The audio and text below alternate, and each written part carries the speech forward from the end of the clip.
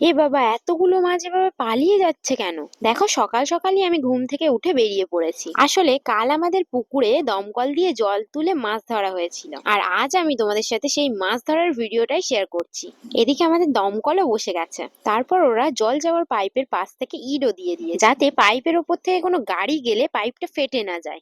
আর এদিকে দেখো, আমার কিউটি পায়ও আমার সাথে চলে এসেছে। ব্যাস, দমকলও বসে গেছে, এবার জলগুলো তুলে ফেলার পালা। আর এই পুকুরের জলগুলো না পুরো মাঠেতে ভরে গেছিল, কি সুন্দর দেখতে লাগছিল না?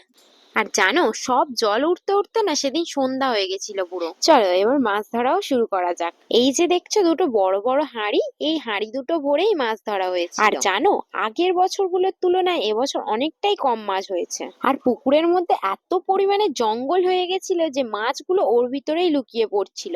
আর এই যে দেখছো ছেলেগুলোকে, এদের মাছ ধরার প্রতি এত ইন্টারেস্ট যে এরা দেখতে এসেও মাছ ধরতে নেমে পড়েছিল। আর কাল না সন্ধ্যা হয়ে যাওয়ার জন্য সব মাছ ধরা হয়ে ওঠেনি। আজ সকালেও মাছগুলো ধরা হয়েছিল। চলো কি কি মাছ পেয়েছি এবার তোমাদেরকে সেগুলো দেখানো যাক। এদিকে দেখছো একটা কি সুন্দর ছোট্ট কাঁকড়া। আর এই যে হাঁড়িটা দেখছো, এই হাঁড়িটার মধ্যে ছিল শুধুই কই মাছ। কই মাছ ছাড়াও অনেক মাছ পাওয়া গেছিল, যেমন শিঙি মাছ, ট্যাংরা মাছ, মাগুর মাছ। আর যে মাছগুলো খেতে আমার দারুণ লাগে।